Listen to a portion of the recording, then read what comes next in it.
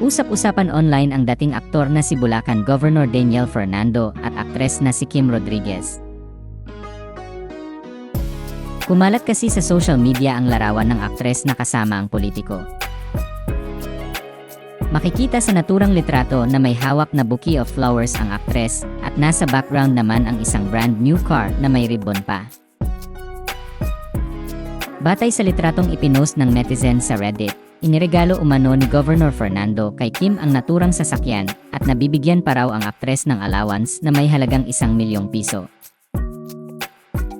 Narito ang buong caption na nakalagay sa naturang litrato.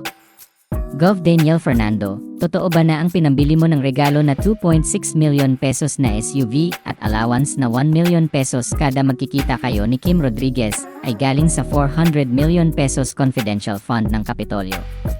Yan ay mismong kwento ni Konsehal Marvin Garcia na bugaw mo daw sa pambababae. Dahil sa litratong iyon ay maraming netizens ang na-curious kung may namamagitan nga ba sa kanila ni Kim Rodriguez at Governor Fernando. Sa ngayon ay wala pang pahayag sina Bulacan Governor Daniel Fernando at Kim Rodriguez tungkol dito.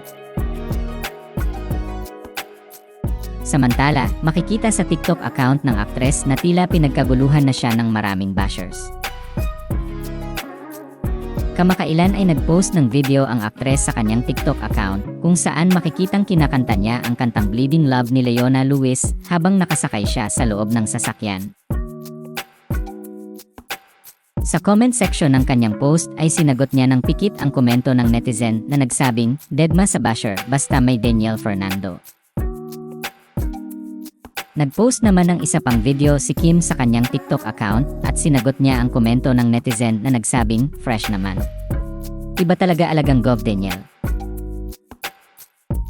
Reply niya sa naturang komento, "Taray ng username mo at always be kind to others."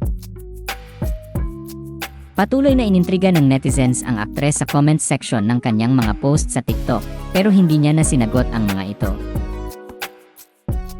May ilang netizens din naman na pinoprotektahan ang aktres laban sa mga bashers nito.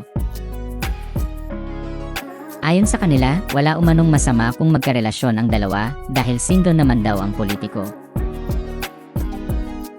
Hindi naman makikita sa profile ni Governor Fernando na kasal na ito.